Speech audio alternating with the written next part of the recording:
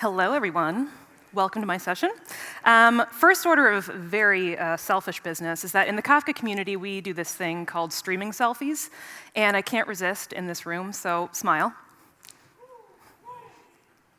Nice. All right. Feel good about that. Thank you for being here. My name is Danica. I am a developer advocate at Confluent. And what that means is that I love talking about Kafka. I will talk your ears off about Kafka, data streaming, related technologies. I love to do that. And so today, for better or for worse, you are going to sit through this wonderful introduction to Apache Kafka. And I've decided to make it a little bit fun, a little bit bright. And so it's going to be Lego themed. And hopefully that was appealing to all of you. I hope so. Before we get into all of the elements of Kafka, I want to take a step back and make sure that we're all level set on some motivation behind the technology, right? I feel like when I go to introductory talks, or I have gone to intro talks in the past, half of the ones I go to are because, yeah, I've heard of the technology and I want to dive in and hear more. And the other half is because my boss told me to. So for those of you who don't know the motivation yet, here we are. Why Kafka? There are a lot of reasons. I can have an entire talk about why you should care about Apache Kafka and consider using it. But I think the biggest reason, the biggest selling point about it, is that it enables a lot of real-time applications for your data, okay? And real-time makes sense. It's the way we're headed, okay? It's the way we have been headed in the last couple decades, okay? Especially in the last 10 years or so, we've definitely been undergoing a paradigm shift in how we deal with our data, right? How we store it, how we move it, how we process it, how we model it, right? And so in the past, we would build out batch-focused systems. That was mostly a limitation on the technology and the resources that we had. But that's kind of baked into a lot of the systems that we have now, right? You see a lot of systems waiting to aggregate data over minutes, hours, days, weeks, months, until we output some sort of result, right? And instead of doing that, because that is kind of suboptimal, right? In today's day and age, we want answers now. We want results now, okay?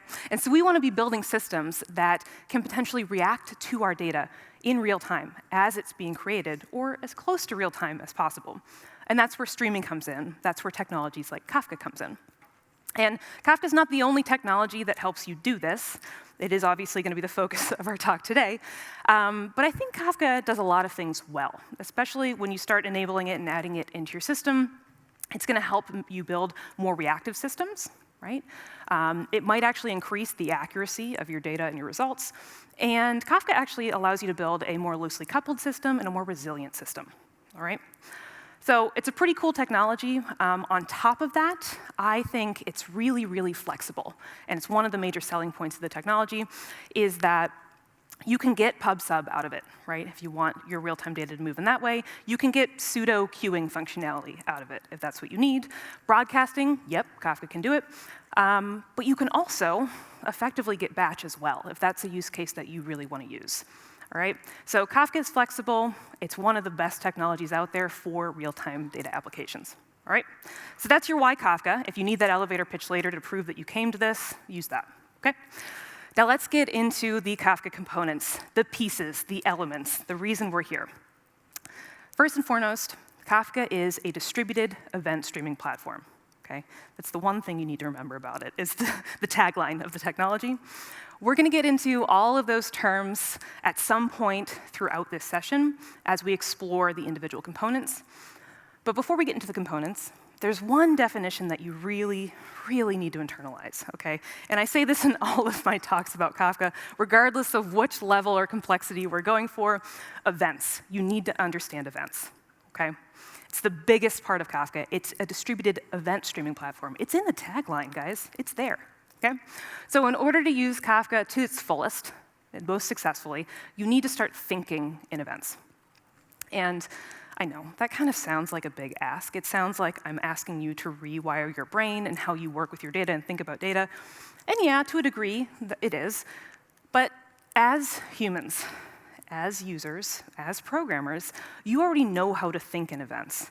I promise. You already know how to do this. This is a very natural way for you to reason about everything in your life, really. Every time you get a notification on your phone, every time you submit a form online, every time you look at a log file to debug something, All of those things are events, okay? You know how to work with them. They are baked into everything that you do. So what are events, actually? It's just a thing that happened, okay? I told you it wasn't that big of a deal, right? Events are things that occur. It's that simple, okay? And to define something that has occurred, what do you need? You need a timestamp. You need to know when that thing happened. That's really important, okay? And then you need to know how to describe that thing that occurred, right? Who or what was involved, all right? That's it. That's an event. If you see events out in the wild, other resources on events, you'll also see this described as events are a combination of notification and state, right? They tell you that something has occurred, they notify you, and then they give you the information that describes that thing that happened, okay, that who or what. And so making this a little more concrete, what are other events that we might deal with? Okay, well, anytime you add something to an online cart, right? The location and velocity of a ship or a vessel out on the ocean, the act of placing a pizza order, all of these are events. Regardless of what your events are, another important thing about them, and it's always going to be important, is that they're meant to be immutable. And if there's one thing about events that you actually internalize today, it needs to be this, okay? Because I think this is the biggest hurdle when people start dealing with event-based systems, is that we're not going to change that data once it's written. And this is due to the fact that events are things that have happened, right? It already occurred in the past. We're describing a thing that happened, okay? We don't have time machines. We're not going to go back and change things that occurred. So it is what it is. Sorry. Does that mean we can't undo something? Like, that's a fundamental part of any system that we build, is we need to have some sort of piece of data to undo something, right? Just in case. Events can be undone, right? Think about it.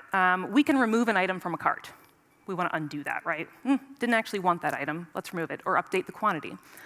A ship or a vessel can go back to where it was before. Cool.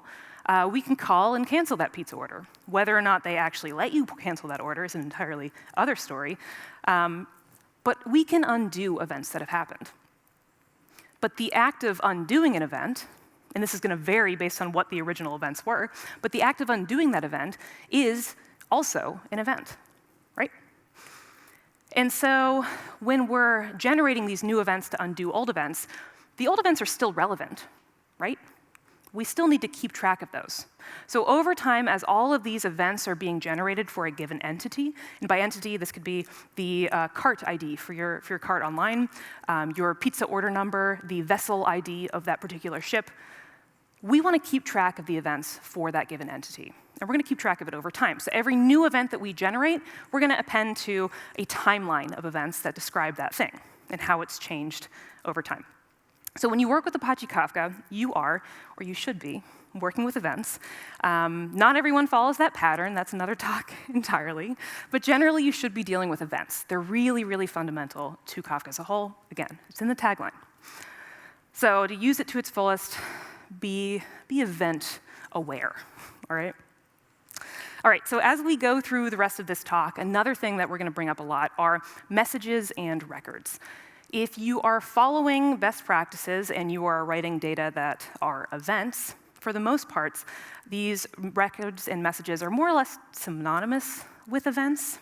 You can fudge it a little bit. There's some nuances there, though. But the data that we wish to write to Kafka should be events, right? A thing that's happened.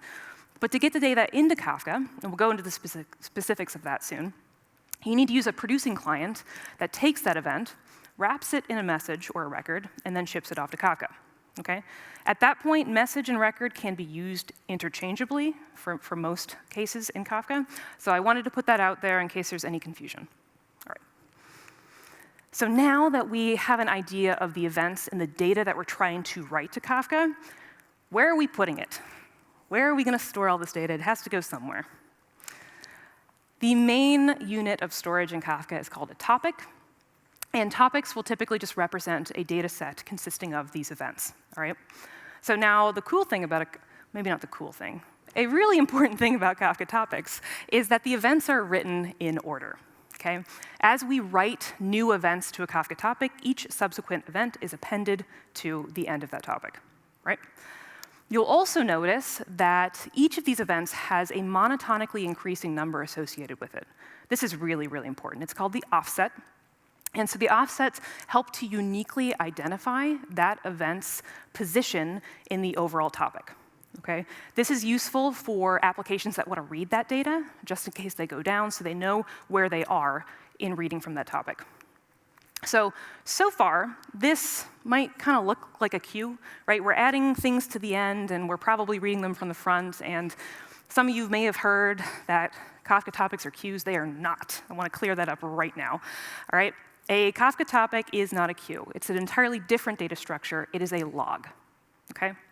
And the biggest distinction between a log and a queue is that when events are read from a log, from a Kafka topic, they don't go anywhere. That is the default functionality. They are there, okay? And think about it. Logs, like application log files, okay, they're meant to live for a pretty long time so we can look into things if we need to. Captain's logs, they're meant to be a record of things that have occurred, right? So we don't want to pull items off of that and have them disappear, okay? So the point of a Kafka topic is that it's a long-living structure that we can store events in, and while the events are there, any number of consuming applications can make use of it, okay? Another thing to keep in mind is that these topics are immutable, okay? It has to do with the fact that we're storing events in these messages. Once data is written to this topic, it's staying there, right? Take the record with offset 3, for example, right? Say we want to get rid of that event. It's no longer relevant. We've done something to change that. Well, what we've heard about events is that we need to add a new event, right, to undo that one. And so we're not going to go in and actually remove message number 3. We're going to add a new event to that timeline of events that effectively undoes that, right? So the events in this log, they are immutable.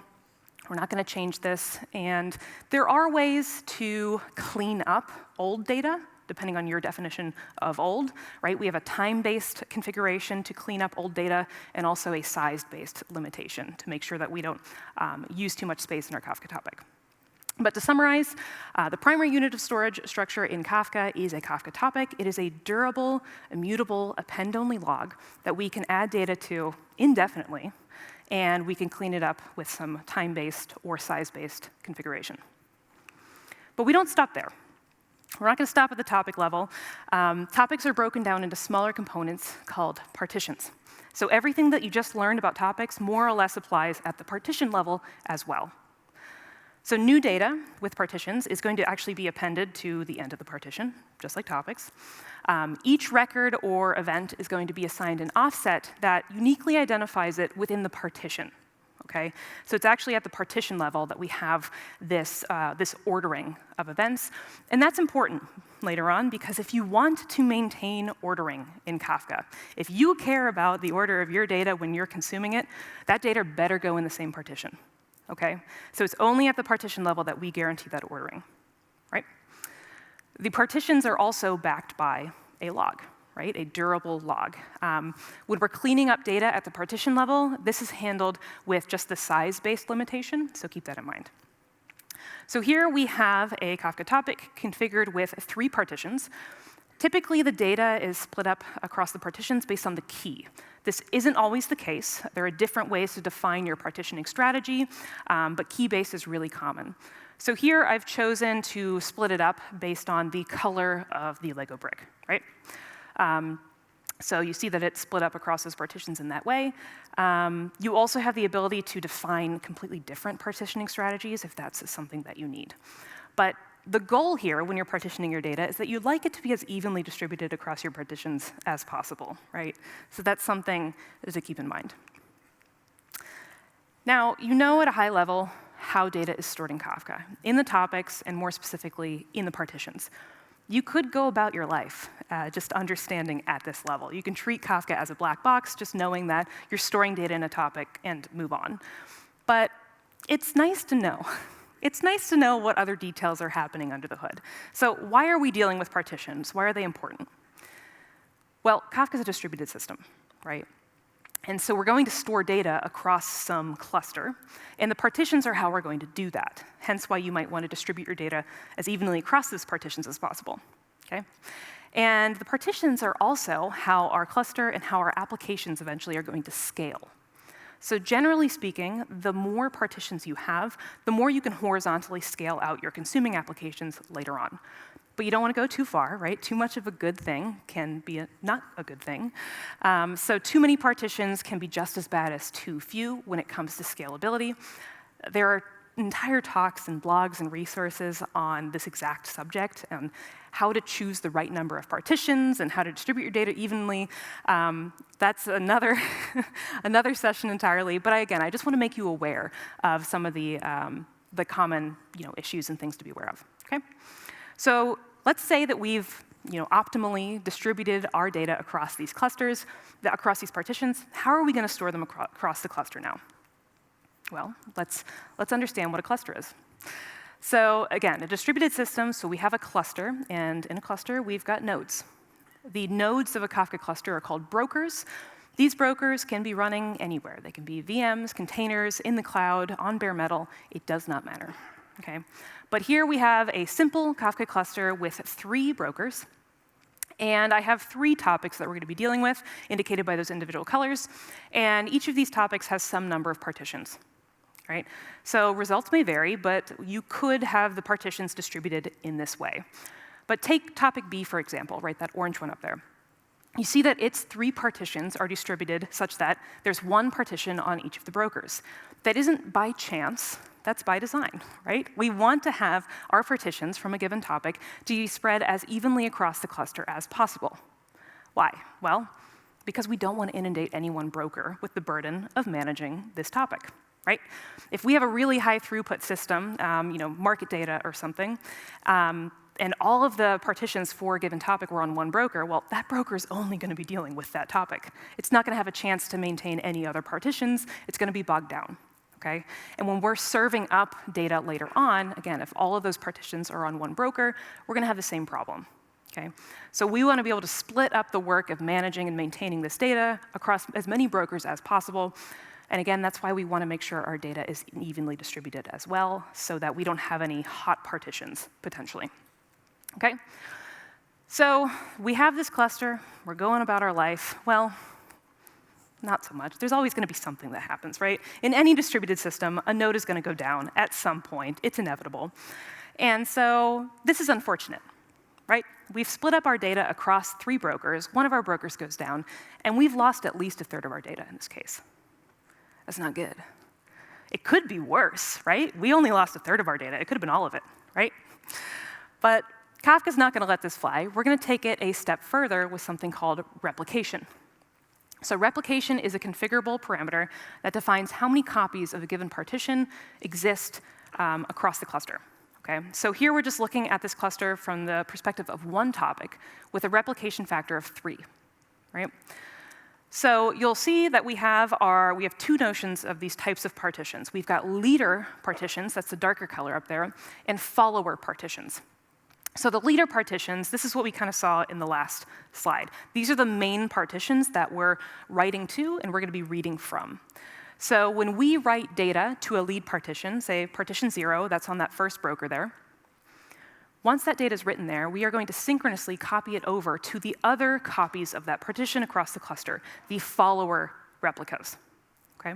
And you'll notice that the replicas for partition 0 are on the other brokers in the cluster. Okay? It wouldn't make sense to put your backup on the same node as your original copy, right? And so this makes it so that if one of our brokers go down, and again, it will go down, that's unfortunate, right? For our partition 0, our lead partition, the one that we are writing to and reading from, that's impacted, right? It's gone. So we have to stop working with that partition. But as soon as the cluster realizes that that partition went down, it's going to elect a new partition from one of the replicas elsewhere on the cluster, and now we can produce to that partition and read from that partition as well. Okay. So I know that was kind of a bit of an aside, but I really think it's worthwhile to understand some of the inner workings. These are configuration parameters that are usually handled by some sort of admin. It's not usually on the user who's building applications to know about this, but it's worthwhile to understand. All right, so we know how data is stored in Kafka. We understand events, and now we need to understand what these records actually look like. How are we getting that data into Kafka? How these records look It depends, but there are some definite, these required fields that you need when you're building up a record. The thing that you really need to know when you're writing a record to Kafka is the topic that you're trying to store that data into. That's important. We should know. And then also the value that you're trying to write. And what is that value? It's an event. Okay? The optional fields that you can include as well in that record are the partition that you might want to write that data to.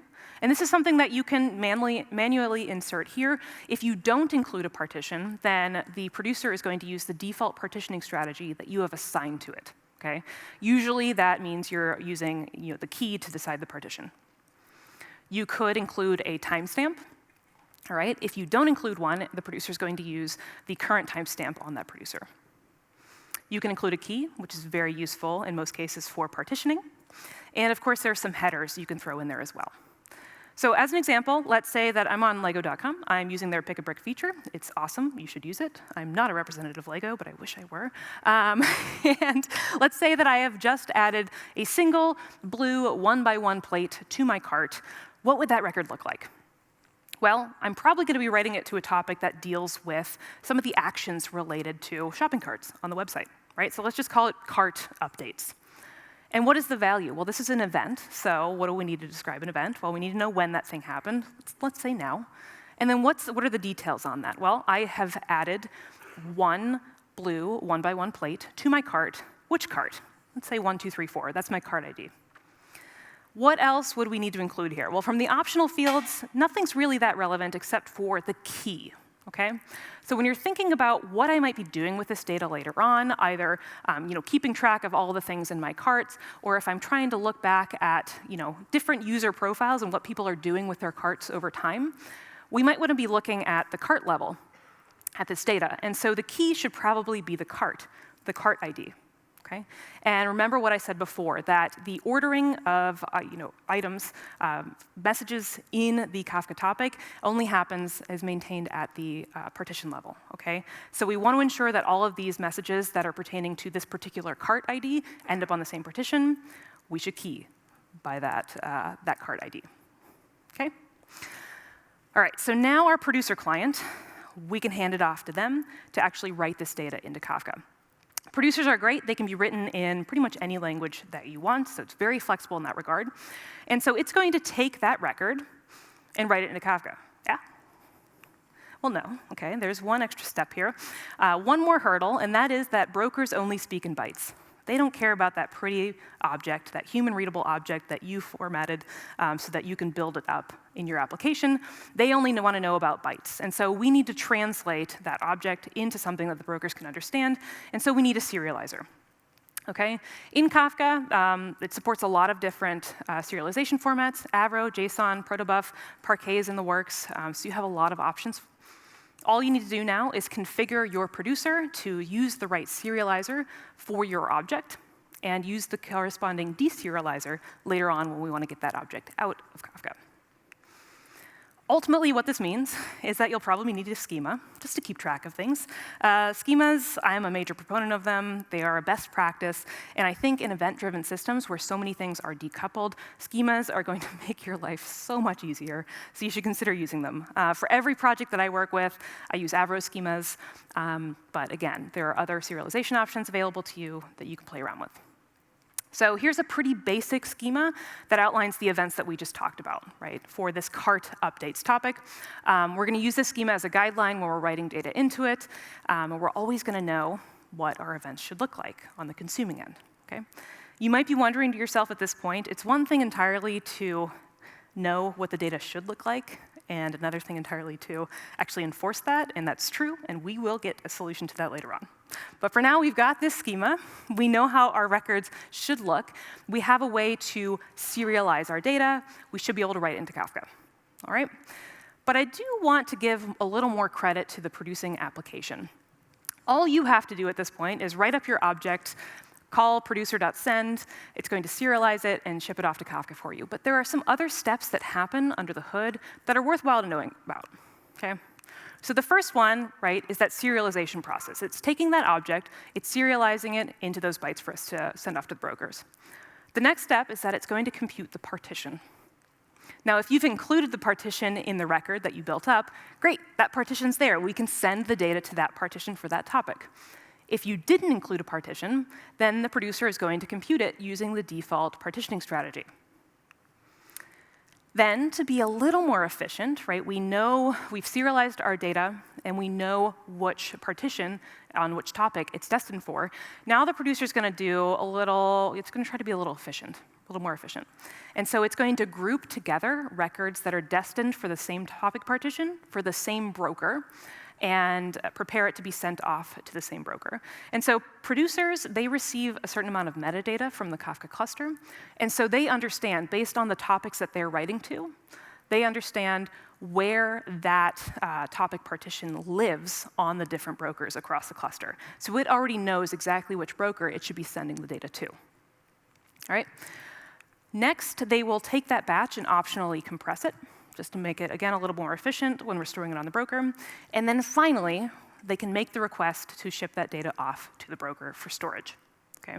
And the request is going to be done at the broker level, so it could be making multiple requests depending on how many different partitions and different brokers we need to send data to. Okay?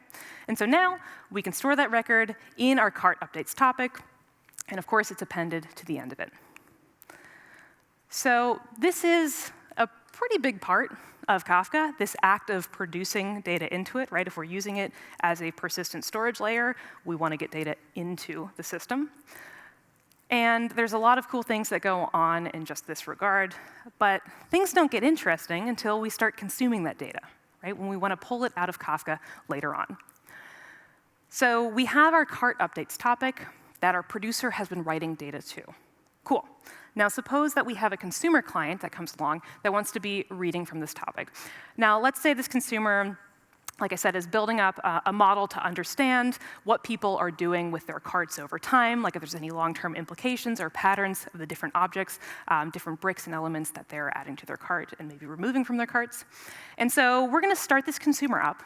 And when a consumer, a brand new consumer, comes into the world, okay, they have no idea where to start up from, right? They have no context from this topic, and so they have options, right? The consumer can either start from the most recent event in the topic, or it can start from the earliest event in the topic, right?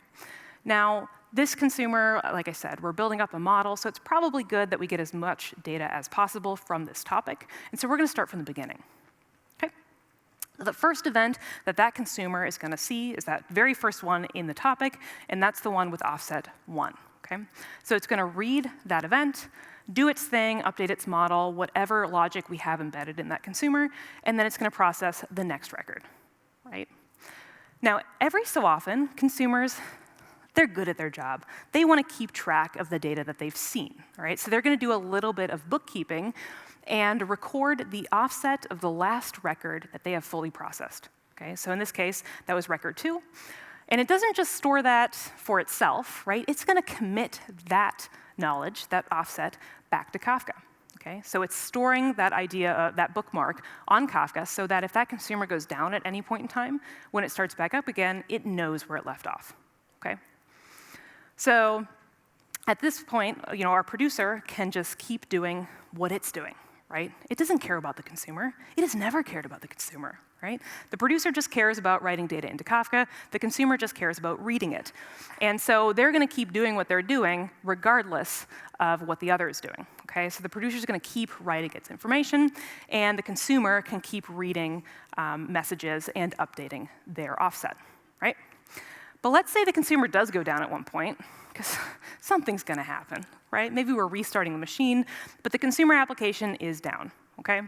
That's unfortunate, but again, the producer, unaffected, doesn't care, right? He's going to keep writing data to that topic. If and when the consumer does come back up, right? Thankfully, we have been committing those offsets back to Kafka, and so the consumer is going to be able to grab that offset from the Kafka cluster, understand where it's left off, and it can continue processing data after that offset. Okay? So this whole process, this can scale out to as many consumers as we want. okay? The way that that original consumer was fully decoupled from the producer, great. We can have n consumers doing that, as many as we want. And each of those consumers are going to be fully decoupled from one another, okay? They can take their time processing data at whatever speed they need, do whatever they want, implement their different business logic, and not affect one another, not affect the producer, okay? But you might be interested to know that consumers can be coupled together, and it's a good thing, because in this way, we can parallelize the processing of the information from the given topic partitions, okay? So the consumers will actually form what's called a consumer group, and they can join together and read the information in parallel from the given partitions, okay? So when there's only one consumer in the consumer group, all right, that consumer is going to get all of the partitions. It's going to have to read from all of those partitions, and we're pretty much going to round robin our way through them in order to process from each of those partitions. When a second consumer enters the group, cool. Now that original consumer gets a break, okay? Because we're going to take one of those partitions and assign it to that second consumer that's just joined the group. And when we also add a third consumer to the mix, this is optimal, okay? Because we have 3 partitions in the topic. We've got 3 consumers. And so they're each going to have the same amount of data, the same number of partitions to process from, okay? So we have reached our peak parallelism for this topic, right? This is the maximum number of consumers we can have reading from this topic at once within this consumer group. We might have, remember from the last slide, we could have any number of other consumers doing something else from this topic, but this consumer group has reached its peak number of consumers that can be actively reading from this topic. Now, what happens if we add, a 4th, a 5th, a 6th, 7th consumer to this consumer group? Well, remember, we only have 3 partitions, so only 3 consumers can be reading from that topic at the same time. And so any additional consumers that we add are going to be called starved. They just hang around and wait. They don't get any data to process, but they're a little opportunistic. They're good to have, because if any of those original consumers go down, this one's going to get a partition assignment, right? So it's good to have that as a backup, just in case.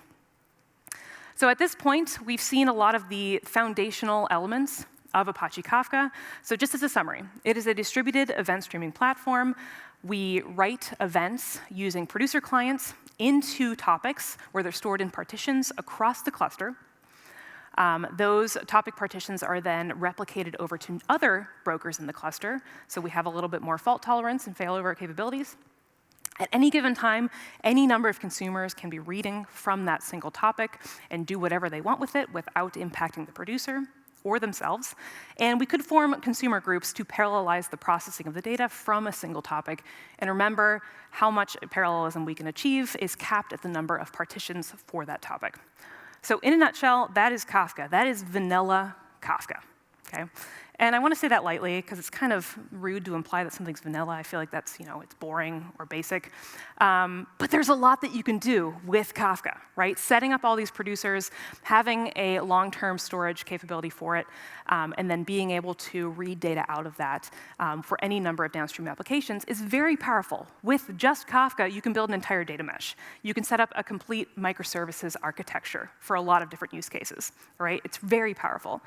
So when you take that and add just a little bit more, it's incredible what you could do with Kafka. So no technology exists in a vacuum. Kafka is not an exception to that. So we're going to take a step back and see what other pieces, what other elements exist in the Kafka ecosystem to help make your real-time use cases that much more interesting, sophisticated, right? So I want to go back to an example from earlier where we have our producer taking an object that follows some schema, and it's going to write into this Kafka topic. Well, we know that brokers speak in bytes, and so we need to serialize this data before we can store it on the topic, right? But what happens when our consumer wants to read that data? That's just raw bytes. And so if we're lucky, that consumer has the schema and can use that to deserialize those raw bytes into something that it can use, yeah? But in that ideal situation, okay, I've given the producer a schema. As the developer, I've given it the schema, and I know that my consumer also needs that schema, so I'm just going to copy that file over to that other repository, right? Well, now suddenly, that really beautiful architecture of our decoupled producers and consumers, I have just shattered that, right? And what's more is that I've added a very flawed human in the middle to manage that, of moving of those files to make sure that our consumer knows what that schema looks like. So that's not ideal. And so we're going to bring in something called Schema registry. So there's a lot of different implementations of Schema registry out there, but generally they're going to do the same thing. The Schema registry lives outside of Kafka. It lives outside of that instance, and it's going to help you keep track of your schemas and the related metadata. It allows for different compatibility levels that you can use to keep track of your schemas, to evolve them, to handle how you upgrade your clients eventually. And they're really there to maintain the decoupling between your producer and your consumer, because now we have a programmatic way to actually provide those updates from producers and consumers and vice versa. Okay? So it holds our schemas. How does it actually work? Well, producers, when they're trying to write data into Kafka, they're going to keep track of a cache of schemas and schema IDs that, for the topics that they're writing to. Okay? So when it sees a new object or an updated schema that it wants to write data into Kafka with, it's going to first look for that schema ID in its cache. If it's not there, it's going to go to Schema registry and update that or add that schema for that given Kafka topic.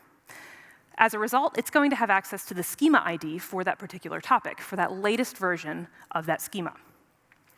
When it serializes that object to write into Kafka, and it has that string of raw bytes, it's going to prepend a schema ID to the beginning of that string of bytes. And it's going to then write that data into Kafka. On the consumer side of things, the consumers also have a cache of schemas that they have gotten from Schema registry, and they are a deserializing consumer. They are aware that they need to be using Schema registry, and so when they get that string of raw bytes from Kafka, it knows to pull off that schema ID from the beginning of the string of raw bytes, and it's going to use that to try to find the schema in its cache. If it doesn't have it, it's going to go to Schema registry, fetch that schema, and then use that to deserialize that message. So in this way, again, we have a programmatic way to share these schemas to any number of applications, and it's going to happen in an automatic way, right? Now that we can ensure the quality of our data, the next thing you might want to do to make things more interesting is start to include other data from across your system, from different architecture. How many of you went to Kate Stanley's talk earlier on Kafka Connect? Some of you, okay. Kafka Connect is a great, great tool. It really helps you for integrating other areas of your system, existing data systems, with Kafka, right? Because Kafka is really powerful when we bring a lot of different data sets into it, we turn them into events, and then that way when there's any updates, we can then join and stream data and be able to generate results in real time. So it's very helpful to have as much data from your system in Kafka as possible. So this is where Kafka Connect comes in. It is a way that you connect Kafka with other data systems. When you use Kafka Connect, you're pointing to data sources, to databases, to APIs. You're periodically and programmatically grabbing data, turning it into events, and then writing it into Kafka, so you can be using it later on. On the other side of things, we can actually use Kafka Connect to read data from Kafka and write it out to other data stores, data sinks. A really cool thing about Kafka Connect is that it's a framework, right? It's a lightweight framework for moving and defining how you move this data. Okay? It provides a way for any users to define and write connectors, and in doing so, you say how you connect to specific data sources and sinks, and how different connector tasks will then actually do the act of moving the data between Kafka and that system. Okay? So anyone can implement a connector, but you don't have to. There are dozens, hundreds of them out there for you to use, free and available. And so you can connect to pretty much all of the data sources and sinks that you want to be using, and pulling that data, capturing it in real time into Kafka, and moving it from Kafka elsewhere. How does Connect do this? Well, it's based on those original pieces that we looked at, those consumers and producers. All right? Connect source connectors have a producer embedded in it, so once it's read the data from that data source, it uses a producer to write it into Kafka.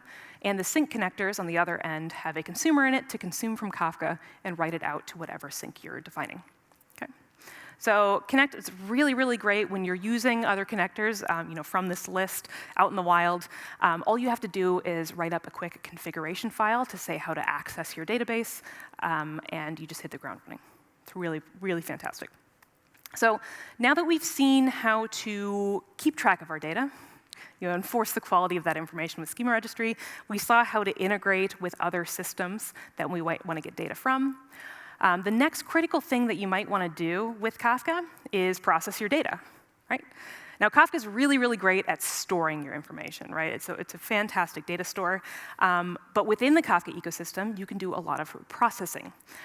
You can also get stream processing outside of the ecosystem, but let's look at what we can do within Kafka first.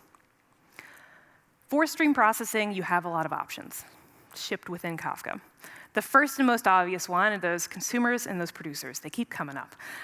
They are very fantastic elements in Kafka because they're foundational, and the consumer and producer API are available in so many different languages.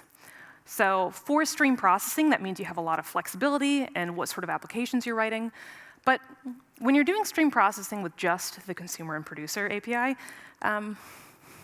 it's a little complicated, right? Because you are setting up a consumer to read data from Kafka, right? You're doing your stream processing, your transformations in memory, any sort of aggregations you might be doing, and then you're producing it back to Kafka at the end. So you have to set up that whole sort of pipeline yourself. For stateless processing, that's really easy. That's probably the simplest way you could do stateless processing.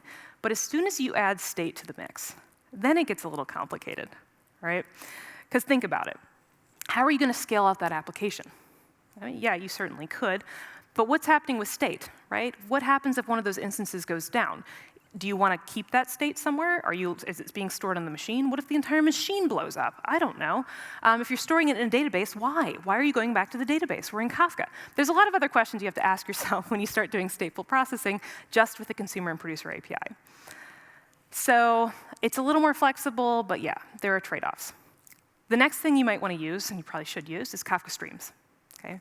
Kafka Streams is a purpose-built library for stream processing in Java and Scala. Okay? It is so good at stateful processing. Okay? It excels at it. So to use Kafka Streams, you effectively define a topology, a DAG of processors that your events will flow through once they're consumed from Kafka. So you can have filters, different aggregations, joining, windowing, accessing custom state stores as well.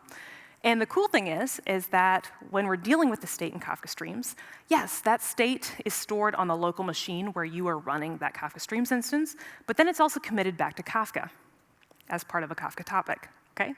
So that means if your entire Kafka Streams application goes down for some reason, when it comes back up, it knows where to pick back up where it left off. Okay? And what's more, it's actually built on top of the consumer and producer API. So we've abstracted all of the hassle of dealing with just the consumer and producer, and we've packaged it into Kafka Streams to make it way easier for you. Okay? But being built on the consumer API means that we can take advantage of the consumer groups. So once you've defined one Kafka Streams application, you can spin up many instances of it, and it's going to use the consumer group protocol to be able to parallelize the processing of data from those input topics, however many you have. And so that means if one of those instances goes down, it's going to, again, use that consumer group protocol to rebalance those partitions that are no longer being processed to other running instances for you. And that's all handled automatically. So Kafka Streams, pretty great. I'd recommend it if you haven't tried it out.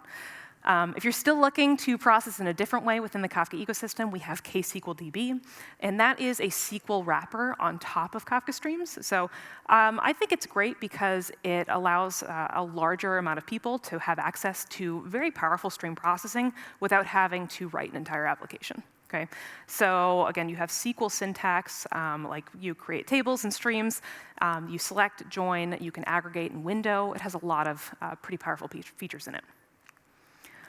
Okay, so again, you can do a lot of this processing within Kafka itself, and that's great. You have pretty much all of your stream processing needs can be covered by the producer and consumer API, Kafka Streams, or KSQLDB. But sometimes you want to check out other stream processing frameworks and technologies. Okay? So here is just a small subset of some of the technologies that you can use with Kafka pretty easily. All of these technologies here support Kafka as an input and an output. And so you're free to go test them out and see what works for you in your particular use cases. Not all stream processing frameworks and technologies are created equal. They all have their own pros and cons, different languages that you might be able to write your applications in.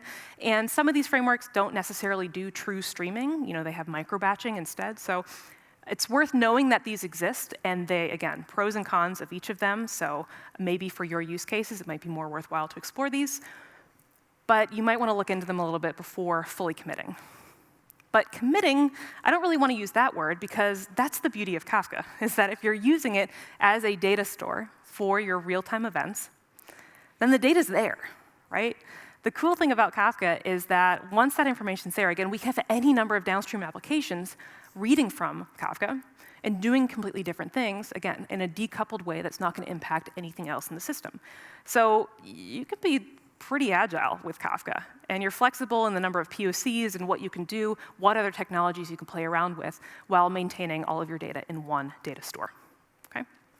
So I think it's great because of that. So now what? All right, we've seen all of the fundamental elements and pieces of Apache Kafka that you need to really get started. We saw some of the cool things that are out there in the ecosystem. And now I want to just take a chance to show you what cool things you can do with it, right? What sets can we build with just those pieces? And the possibilities really are endless, all right? But just as a small subset, financial services, right? Banks. This is one of the most compelling set of use cases and industries that are using real-time market data just by the nature of the market data that they're working with. I've seen a lot of really, really cool use cases from banks and financial institutions, fraud detection, and dealing with market data, and it's really, really interesting. So I'd suggest checking it out. IoT and manufacturing. So if you've ever really thought about a factory and a manufacturing line and how much data comes out of those sorts of setups, it's insane, okay? The number of sensors that they have going on and the different stages of processing, all of that data is being collected, and it's usually staying within the factory and just impacting things right there on the floor. Now, what's cool is that instead of just leaving that data there, we could be taking advantage of it for a number of other use cases, right? Imagine if every sensor, every stage in the manufacturing process was reported back to Kafka. So we can be a little more efficient in maybe supply chain management and ordering of raw materials, maybe doing more predictive analytics in what we're going to need, what inventory we'll have long term. And speaking of inventory, this is another use case for Kafka. And so where we could have an entire catalog of any business, any industry, their inventory. We can keep track of that in Kafka at all times. And I know that kind of seems a little lame compared to the other use cases, but this is cool because it's extensible to any industry, and it could just be one piece of a larger microservices architecture, right? Think about it. We can have all of our orders in every different status update to orders for e-commerce or even an actual brick and mortar business. We can have all of our shipments and the tracking of those shipments maintained with a microservice that's connected to Kafka.